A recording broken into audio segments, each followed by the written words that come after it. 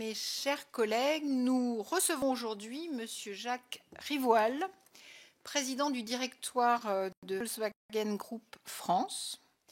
Monsieur Rivoal a accompli toute sa carrière dans l'automobile, dans les domaines du marketing et du commercial. Avant de prendre la tête de l'importante filiale française de Volkswagen, Monsieur Rivoal a dirigé une autre importante filiale pendant près de 9 ans, celle du groupe Renault en Allemagne. Il connaît donc parfaitement les méthodes de travail comme les principes de fonctionnement du secteur automobile outre-Rhin.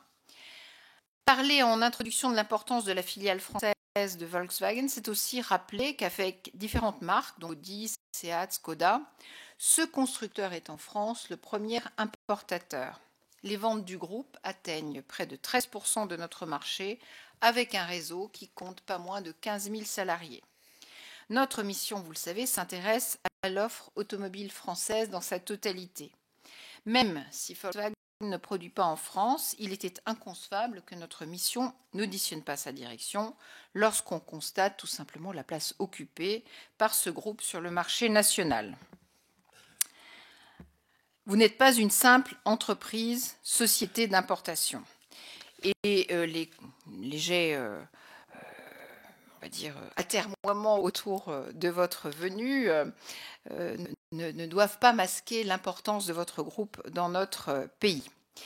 Ce qu'il est convenu d'appeler aujourd'hui l'affaire Volkswagen est né aux États-Unis, mais la stratégie du groupe, si elle n'est pas décidée en France par les dirigeants français, nous le savons bien, relève du siège allemand. Pour autant, près de 950 000 véhicules commercialisés en France sont concernés par le calibrage moteur particulier qui a été mis à jour aux États-Unis avec la découverte de logiciels désormais dénommés truqueurs. Il y a en Europe, notamment en France, beaucoup plus de propriétaires de véhicules de vos marques directement touchés par cette crise qu'il n'y en a en Amérique du Nord. Notre préoccupation première, vous le savez, si c'est bien évidemment de s'occuper de l'offre automobile française, est également concernée par la défense des intérêts des consommateurs français et également d'apprécier les éventuels dommages collatéraux d'une crise de confiance globale sur tout un secteur. Donc nous devions forcément de vous entendre. Notre démarche n'est d'ailleurs absolument pas exceptionnelle puisque, vous le savez, nous avons auditionné la plupart des constructeurs, nous avons rendu visite à des industriels et par ailleurs, votre groupe et vos homologues à la tête de filiales européennes en Italie, au Royaume-Uni, ont déféré à l'ensemble des convocations de la représentation nationale de leurs pays respectifs. Pour sa part, le patron de Volkswagen North America a immédiatement été entendu par le Congrès des États-Unis, qui va continuer à poursuivre ses investigations. En Allemagne également, nos collègues du Bundestag questionnent quasi quotidiennement votre groupe. Votre présence aujourd'hui doit servir à clarifier une situation complexe. Il faut aller au-delà des premières formules généralement employées au titre d'une communication de crise qui sont appréciables, mais qui ne sont peut-être pas suffisantes. Mais parallèlement, nous avons conscience des difficultés auxquelles vous êtes confrontés. Pour autant, les possesseurs de véhicules demeurent inquiets, veulent connaître les rectifications qui vont être réalisées sur les différents types de moteurs concernés, veulent également savoir, bien entendu, quel est le calendrier sur lequel vont s'échelonner les opérations qui ne sont pas anodines, et veulent connaître la capacité de votre réseau à absorber l'intégralité des réparations mises en conformité plutôt des véhicules concernés. Par ailleurs, les performances des 10 véhicules en termes de consommation, en termes d'émissions, vont-elles être atteintes? Y aura-t-il ou non une perte de valeur à la revente? Toute une série de questions qui mènent le consommateur français à s'interroger sur la question de savoir s'il est en droit ou non d'attendre de votre part une indemnisation telle qu'elle commence à être entendue de l'autre côté de l'Atlantique. Vous comprendrez que ces inquiétudes sont tout à fait légitimes de la part de particuliers qui vous ont témoigné une grande confiance en achetant l'un des véhicules de vos marques. Donc, nous allons procéder comme habituellement par un exposé liminaire, si vous le voulez bien, de la situation et aussi des perspectives de développement de votre groupe en France et en Europe et dans le monde. Et puis ensuite, notre rapporteur, Madame la ministre Delphine Batho, vous posera une série de questions auxquelles, j'en suis sûre, nos collègues rajouteront eux également toute une série d'interrogations. Merci.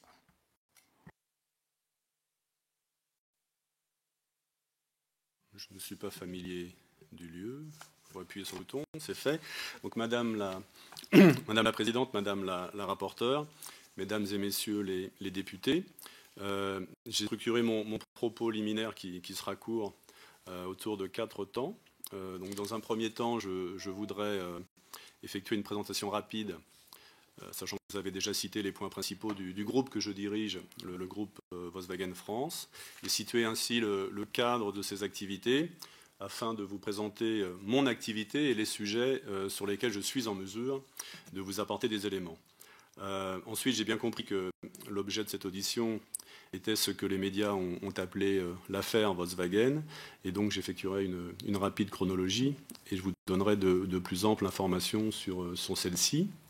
Je vous précise dès l'introduction que je ne suis ni juriste ni ingénieur. Je ne pourrai donc probablement pas pouvoir répondre à toutes vos questions techniques sur les aspects purement juridiques ou technologiques les plus complexes. Ensuite, je vous expliquerai par la suite donc, ce que nous avons fait depuis le 20 septembre et ce que nous allons continuer à faire au niveau national et ce qui dépend de ma responsabilité directe avec une claire priorité pour nous qui est de communiquer avec nos clients, donc de rassurer nos clients par rapport à tout ce qui s'est passé. Bon, et enfin, je crois que c'est aussi le sujet de la mission, je vous proposerai de vous donner quelques informations sur la stratégie de notre groupe en matière d'électromobilité.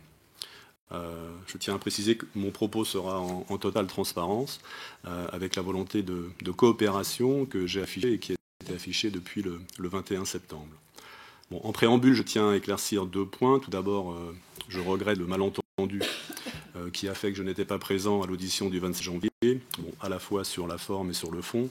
Je crois que c'est derrière nous. Maintenant, il faut avancer, mais encore une fois, je voulais vous le signaler.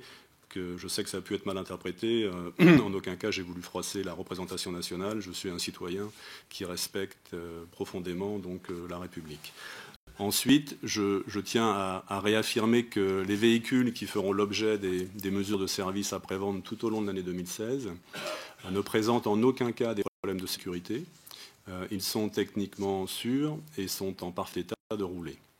Et enfin, donc, tous les véhicules que nous commercialisons dorénavant, donc depuis le mois de septembre 2015, sont en totale conformité avec les normes environnementales en vigueur. Donc maintenant, les 4 points. Donc, Volkswagen Group France, vous l'avez signalé, madame, donc c'est une filiale d'importation et de distribution de véhicules neufs. Notre siège social est à Villers-Cotterêts dans l'Aisne, avec une antenne depuis maintenant un peu plus d'1 an à Roissy. Nous sommes implantés en France depuis 1960. Nous disposons d'à peu près 1000 points de vente et de réparation. Donc nous constituons ainsi le premier importateur, avec l'an dernier plus de 260 000 VN vendus, véhicules neufs vendus en France. Et la part de marché, comme vous l'avez signalé, est autour de 13 à 14%.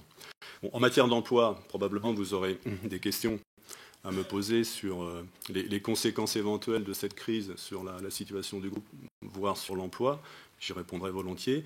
Sachez qu'aujourd'hui, nous employons directement 650 personnes, Volkswagen Group France, mais comme vous l'avez dit, avec notre réseau de distribution, donc c'est plus de 15 000 personnes qui travaillent directement ou indirectement pour le groupe en France.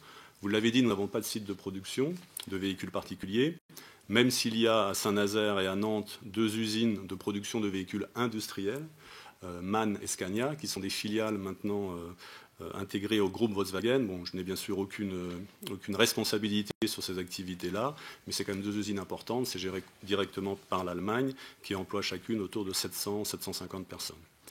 Enfin, en termes de poids, je dirais, économique en France, nous sommes un client très important des 3 principaux équipementiers français, puisqu'on représente, alors on n'a pas les chiffres précis, mais entre 1/4 et 1/3 des chiffres d'affaires de ces fournisseurs.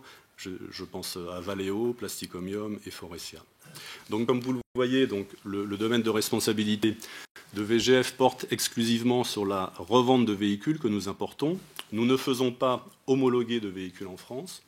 nous commercialisons des véhicules qui reçoivent une homologation européenne. Alors maintenant, sur le sujet de la question de la mesure des émissions de NOx, un peu chronologie. Donc, le 20 septembre sont mis en cause aux États-Unis les résultats des tests de certains modèles du groupe relatifs aux émissions de NOx. Le 29 septembre, donc c'est à cette époque-là que moi je prends connaissance de cette affaire, sachant que je n'avais auparavant strictement aucune information sur ce qui se passait. Donc à partir du 20 septembre, que se passe-t-il? Le 29 septembre, Volkswagen AG, donc l'Allemagne, établit un plan d'action pour modifier les véhicules équipés des moteurs diesel EA 189 Euro 5. Des solutions techniques seront développées et présentées aux autorités compétentes en octobre 2015. Donc le 1er octobre, en France, nous apprenons par la presse que le ministère de l'écologie lance une commission en vue d'effectuer un test sur 100 véhicules représentatifs des marques qui se vendent en France. Bon, à ce jour, nous ne disposons que d'informations partielles sur les résultats de ces tests, essentiellement donc par voie de presse.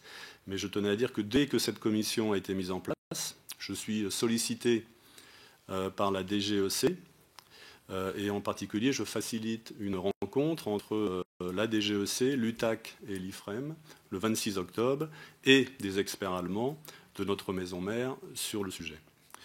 Cette rencontre a lieu, donc je viens de le dire, le 26 octobre, soit trois semaines après l'annonce de la mise en place de cette commission et 3 mois, je crois, précisément, avant les auditions d'autres constructeurs qui, depuis, sont également concernés par ce sujet des émissions de NOx.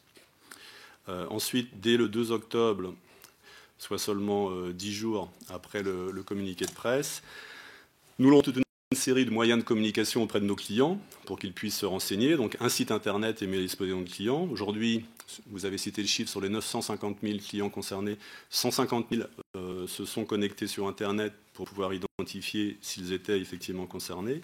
Nous avons également mis en place un numéro vert où nous recevons entre 50 et 100 contacts tous les jours. Nous avons également mis en place une plateforme de relations clientèle. Nous avons reçu aujourd'hui 8000 courriers de clients, donc nous questionnant sur le sujet. On a même rajouté un chat donc, qui permet tous les jours de parler avec 3-4 clients. Le 12 octobre, donc, nous prenons la décision de suspendre la vente et les immatriculations des véhicules Euro 5 concernés. Donc, le 15 octobre, le KBA, donc l'autorité compétente en Allemagne, décide que les véhicules équipés du moteur diesel EA 189 doivent faire l'objet d'une action technique.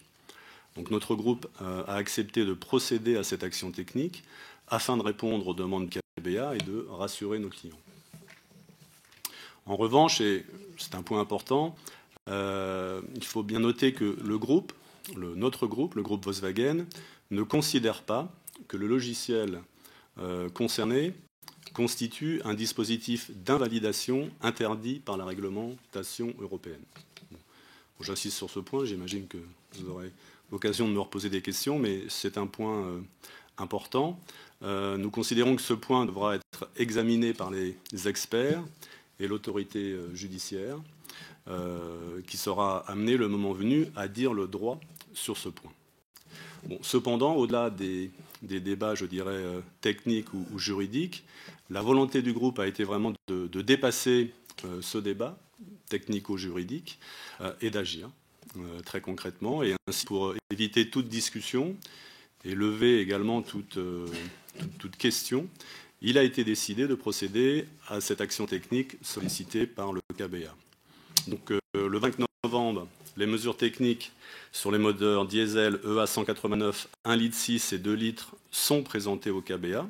Cela signifie que les mesures correctives sont maintenant déterminées pour la majorité des véhicules concernés. On indique à ce moment, le 25 novembre, que la solution technique pour le moteur 1,2 litre, qui représente 4% des volumes, sera présentée au KBA à la fin du mois. Le 16 décembre, nous informons nos clients de la mise en œuvre de ces mesures, mise en œuvre qui vient de démarrer au tout début de ce mois. Et je crois que je peux vous montrer à l'écran.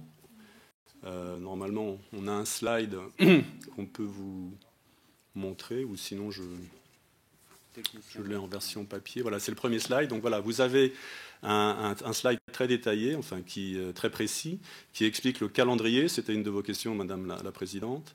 Le calendrier de mise en œuvre des solutions. Donc vous avez les différentes semaines. Jusqu'à la dernière semaine de l'année 2016. Les différents moteurs, 1,2 litre, 1,6 litre, 2 litres, et le timing selon lequel les opérations techniques vont se dérouler. Donc vous voyez, on démarre progressivement. Donc là, on vient de démarrer avec un premier moteur de 2 litres qui concerne l'Amarok. Et ensuite, progressivement, les différents clients seront d'abord informés par nous, et ensuite de ce qui va se passer, et ensuite contactés directement par le concessionnaire. Donc les clients n'ont pas à prendre l'initiative de visiter leur atelier, c'est le concessionnaire, je vous expliquerai après comment, qui appellera tous les clients pour progressivement, à mesure que ces différentes solutions et plans d'action technique sont validés par le KBA, donc effectuer l'opération de rappel. Donc cette opération prendra effectivement la forme d'une opération de rappel. En général, les opérations de rappel dans notre industrie sont pour des sujets concernant la sécurité des véhicules. Là, encore une fois, il ne s'agit pas de problème de sécurité. Néanmoins, nous décidons de rappeler les véhicules. Alors ensuite, le slide suivant peut vous expliquer exactement comment ça va se passer. Donc progressivement, à mesure que le KBA valide les plans d'action technique, donc les logiciels sont mis à jour dans la base de données de notre maison mère, Volkswagen AG. Et donc, au fur et à mesure que nous recevons l'information que la solution technique a été validée, le concessionnaire peut appeler son client. Le client se présente dans l'atelier. À ce moment-là, le conseiller client, avec cet ordinateur qui qu'on appelle une valise diagnostique, confirme en rentrant le numéro de VIN du client auprès de la maison mère si le client est bien concerné, si la réponse est positive. Le partenaire a reçu, vous le voyez à droite, dans la nuit, le logiciel mis à jour. Il charge ce logiciel et il met à jour le logiciel sur le véhicule. Voilà, l'opération est vraiment simple. Elle dure entre une demi-heure pour 2 des 3 moteurs concernés, où là, il y a juste une mise à jour de logiciel. Donc c'est le moteur 1,2 litre et le moteur 2 litres. Pour le moteur 1,6 litre, c'est un petit peu plus long, ça dure 45 minutes, parce qu'il y a en plus l'ajout d'un régulateur de flux. Voilà, c'est une petite pièce en plastique qui permet de canaliser l'arrivée d'air dans le moteur. Donc voilà la manière dont se déroulent les opérations. Donc, pourquoi ça prend ce temps et pourquoi le planning va s'étaler sur toute l'année? C'est parce que toutes ces solutions techniques sont validées moteur par moteur, version par version, boîte mécanique, boîte manuelle, marque par marque, modèle par modèle, donc ça prend du temps, il y a beaucoup de versions, donc tout n'est pas fait progressivement. Pour le moteur 1,6 litre, il y a en plus l'ajout d'une petite pièce plastique qui demande à être bien sûr produite. C'est pour ça que pour le 1,6 litre, le planning est un peu décalé, ça sera essentiellement au mois de septembre. Alors ensuite, c'est la question que vous l'avez également posée, et c'est la question que nous posent aussi beaucoup nos clients, c'est quid de quelles conséquences éventuelles sur les prestations de mon véhicule. Donc, nous avons aujourd'hui une double validation du KBA. Donc le KBA à la fois valide l'opération technique que je viens de vous indiquer, mais en plus valide le fait que cette opération technique n'a strictement aucune conséquence sur la consommation du véhicule, et donc sur le CO2, sur la puissance maximum du véhicule, sur le couple et sur le bruit. Donc nous avons, alors cela va être fait également progressivement, encore une fois, modèle par modèle, version par version. Et là, on vient d'avoir donc la validation, c'est ce que je viens de vous montrer, donc elle est en allemand, mais là je l'ai mise en anglais, c'est le communiqué de presse, où le patron de la marque Volkswagen en Allemagne, avec le ministre des Transports, donc a lancé la première opération qui concerne un Amarok, et avec la validation technique officielle du KBA, qu'il n'y a aucune conséquence sur les prestations du véhicule, et donc, normalement, sur la valeur du véhicule. Donc nous avons démarré en France également cette opération, puisque je me suis rendu vendredi dernier dans une concession parisienne pour accueillir le premier client, une dame, possesseur d'un Amarok, qui a fait l'objet de cette opération technique. Donc là, voilà un peu, je voulais vous expliquer, je pense qu'en faisant comme ça, je pense que j'essaie de porter de la transparence sur à la fois les solutions techniques et les conséquences sur les véhicules des clients. Alors ensuite, quelles sont pour nous nos priorités? Bon, les priorités au niveau de Volkswagen en France, pour elles sont doubles. Il y a d'abord la coopération avec toutes les autorités compétentes. Je l'ai signalé, j'ai été le premier à rencontrer l'UTAC en présence d'experts allemands le 26 octobre, ce qui a permis, en fait, mission dite royale, je crois, de démarrer les tests, affichant ainsi, je crois, une coopération totale avec les autorités en France. J'ai également personnellement rencontré différents collaborateurs des ministères concernés, que ce soit Bercy, les finances à Bercy, que l'environnement et que même le secrétariat général de l'Élysée. Et également, j'insiste sur le fait que nous avons fourni tous les éléments qui ont pu nous être demandés par les autorités. Donc un double objectif, c'est gérer la transparence et la coopération avec toutes les autorités compétentes, et également et surtout, je dirais, et parallèlement, le maintien de la confiance chez nos clients. Puisque clairement, tout ce qui a été dit sur notre entreprise est de nature à interpeller nos clients. Donc on rappelle régulièrement qu'il n'y a, encore une fois, aucun problème de sécurité ou de qualité pour les véhicules concernés. Pour les véhicules qui sont en vente, eux, ils sont Euro 6, donc pas du tout concernés par ce qui s'est passé, donc il n'y a aucun doute à avoir. J'ai expliqué tout ce qu'on avait fait en matière de moyens de communication vis-à-vis de nos clients. On a également envoyé un premier courrier à nos clients et on s'apprête à faire un deuxième courrier qui précisera maintenant un peu plus les informations que je viens de vous expliquer. J'ai également fait 2 interviews, on en avait parlé, au Figaro et au journal du dimanche, essentiellement centrées sur la pédagogie de ce qu'on voulait faire pour nos clients. Alors enfin, l'avenir, tout. Bon, comme disent les Chinois, dans toute crise, il y a une opportunité.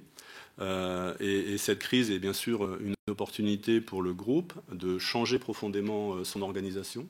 Donc le groupe s'engage à réformer son organisation avec beaucoup plus de décentralisation, une meilleure écoute des marchés, des marques, tout en centralisant et en accélérant les synergies du groupe sur des domaines où il nous faut avancer plus vite, comme par exemple le digital ou la compliance. Donc changement de l'organisation, changement de la culture, à la lecture et à partir des premiers enseignements de cette crise, le groupe a identifié effectivement des nécessités de changer dans certains domaines. Donc notre nouveau management appelle à plus d'ouverture, à plus de transversalité, également à plus d'audace et de créativité. Et enfin, le groupe a décidé d'accélérer sa stratégie, qui reste concentrée sur le développement durable. Je rappelle que notre groupe est, à ma connaissance, le seul constructeur qui s'est engagé formellement, donc là on ne parle pas de NOx, mais on parle de CO2, sur l'objectif fixé par la Commission européenne de 95 grammes en 2021. Donc nous sommes vraiment engagés sur cet objectif, un an avant l'échéance. Donc le groupe a un objectif clair qui est d'atteindre cet objectif de 95 grammes en 2020. Et malgré la crise, donc cet objectif n'a pas été remis en cause. De la même façon que l'objectif qui était fixé pour cette année de 132 grammes, on l'a, nous, révisé à la hausse, puisqu'on a confirmé qu'on allait faire 120 grammes de CO2 en 2015. Là aussi, objectif qui n'a pas été impacté par la crise. Donc, pour faire tout ça, le groupe investit dans tous les domaines de l'électromobilité. Bon, bien sûr, l'optimisation des performances des émissions des moteurs thermiques essence et diesel. Également, donc, nous avons une offre de véhicules électriques, également une offre d'hybrides mild, également d'hybrides rechargeables, donc toutes les formes d'hybrides. Nous avons également, même si en France c'est peu développé, une offre de gaz naturel GNV, intéressant pour certaines administrations. Et nous avons également, donc, et nous sommes le seul en France, à avoir une offre de biocarburants. Sujet important dont on parle peu, mais la France est le premier producteur de betteraves. Et donc nous avons, la semaine dernière, communiqué notre offre concernant une Golf bio-éthanol. Et également, nous avons déjà des prototypes qui roulent avec une pile à combustible, même si c'est une technologie qui est probablement plus de long terme. Donc, malgré la crise qu'il traverse, a décidé d'augmenter ses investissements au titre de l'électromobilité à hauteur de 100 millions d'euros, en décidant d'investir dans une plateforme dédiée aux véhicules électriques pour l'ensemble des marques du groupe, et a confirmé, a précisé que nous aurons, à l'horizon 2020, 20 modèles électriques ou hybrides. Alors c'est une stratégie, c'est un plan, mais ce que je veux dire, c'est que ce n'est pas du long terme ou de la science-fiction, puisqu'aujourd'hui, par exemple, si on prend l'exemple de la Golf, modèle mythique chez nous, la Golf est le seul modèle en France à avoir toutes les énergies alternatives présentes. Donc bien sûr des essences et des diesels modernes, mais également une version électrique, une version hybride rechargeable, une version bioéthanol et une version également au GNV. Et j'insiste aussi que les marques du groupe, enfin, les deux modèles que nous avons aujourd'hui en technologie hybride rechargeable, donc l'Audi A3 e-tron et la Golf GTE, ça représente 50% des véhicules hybrides rechargeables vendus en France. Voilà, donc en guise de conclusion pour moi, pour nous, finalement le plus grand enseignement que nous tirons de ces événements, c'est que je pense qu'aujourd'hui, il y a un consensus dans la société pour en fait passer d'un système de mesure des émissions en laboratoire qui permettait une comparaison entre constructeurs, donc ça c'est le système d'aujourd'hui, et je pense qu'aujourd'hui ce que nous demande la société, c'est effectivement de faire évoluer ce système vers un système qui soit plus un système de mesure en situation réelle, sur route, et permettant dans ce cas la vérification de normes environnementales légitimement toujours plus exigeantes. Donc pour nous, c'est ça l'enseignement majeur de cette crise, de ces événements autour de ce débat sur les émissions de NOx, c'est qu'il faut faire évoluer ce système qui date de 40 ans, qui était mis en place en 1973, sur encore une fois un système qui permet de s'étalonner entre les constructeurs, un système qui permet de mesurer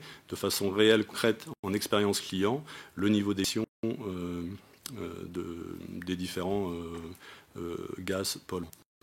Et à ce titre, donc, je voulais finir et dire que le groupe est prêt à s'engager dans cette démarche et soutient complètement ce qui a été décidé à Bruxelles récemment avec le nouveau règlement RDE. Et en conclusion, donc, un document qui montre que le groupe est prêt à relever ce défi de ces nouvelles normes. Donc vous avez ici à l'écran un slide, alors un petit peu compliqué. Vous avez, en fait, c'est une comparaison sur le NOx, Euro 6, entre les émissions en réel, donc en situation réelle, par rapport au banc, par rapport à la norme donc de Euro 6 de 80 mg.